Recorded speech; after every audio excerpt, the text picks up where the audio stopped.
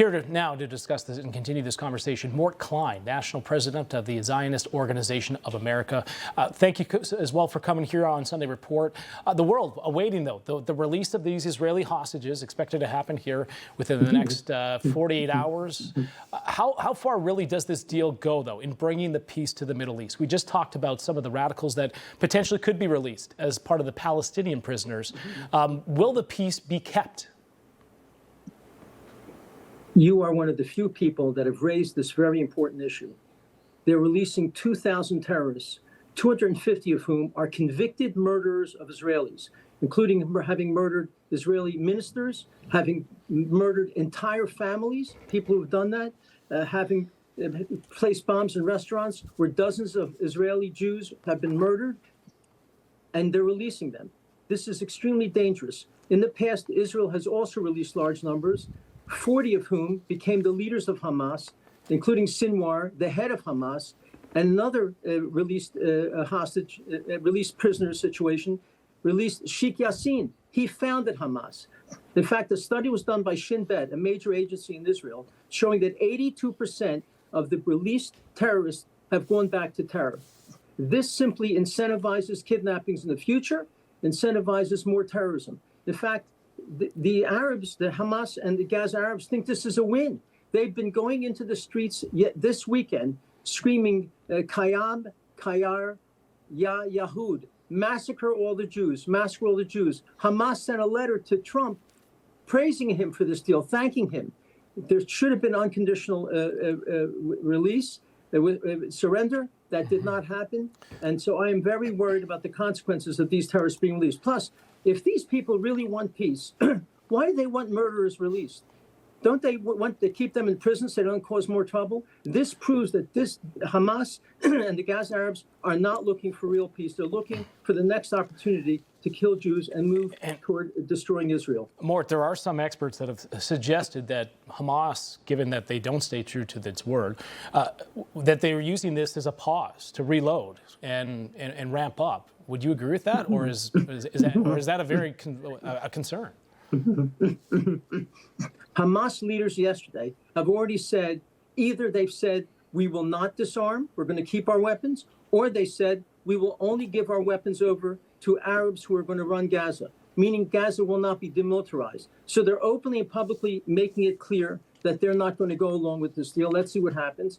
And another concern is that we have Tony Blair from England, who's been hostile to Israel his whole career and sympathetic to radical Muslims, I'm sorry to say, and apolitical Palestinians. Is there such a thing? They'll be running Gaza for the time being.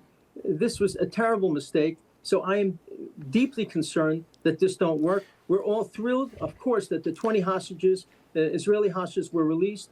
We're thrilled at the possibility of maybe this will lead to other deals with other Arab countries.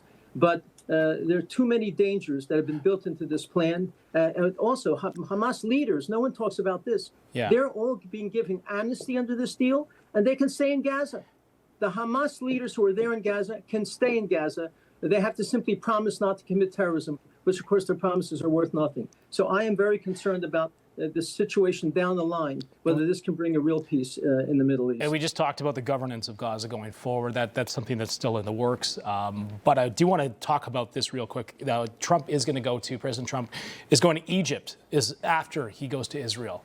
They're calling this a peace summit. There's going to be 20 leaders on hand. They're going to mark the agreement, touts peace, potentially do some business. Do you see having those other countries involved might help keep the peace? If you've got 20 of them on hand that are all agreeing that this needs to stop, are they going to be helping in terms of spotting some of these potential radicals and terrorists that are being released?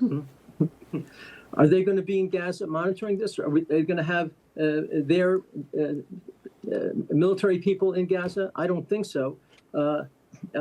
So, in addition, many of these countries have demanded a Palestinian state. I'm talking about Italy, Germany, France, England. That means they do not understand the situation. A Palestinian state will simply increase their ability to promote their ugly agenda. The fact that they're supporting establishing a state after this nightmare shows they don't understand the problems of radical Islam, which preaches jihad hatred and violence against non-Muslims. So no, that does not give me comfort that these 20 countries are going to be involved. I'd like to know who's going to really be monitoring the situation in Gaza. And right now, we don't see anyone of real consequence being able to enforce this deal. You've got, we're going to have U.S. troops on the ground here. They're not going to be in Gaza. They're going to be in Israel here monitoring this situation. What's your thought on that? Is this a potential to have the U.S. pulled into this? They're staying in Israel. They're there to train this force that's going to be in Gaza, supposedly to enforce the peace. So I'm not worried about America getting involved.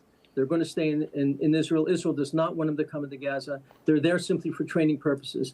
But my druthers, I wish that no American troops would be even in Israel with respect to training Arabs and other forces to monitor this deal. As long as Hamas remains in Gaza, as long as it's not demilitarized, and they're claiming it won't be, I am not confident for the long-term future. Thrilled about the present. We released the hostages. Right. Thrilled about maybe there'll be other deals. But a long-term peace, that's a fantasy. I wish it were true, but I don't see it at all. All right. We will see what happens next. Clearly, all eyes on this right now. Mort Klein, thank you so much for coming on, bringing your insights.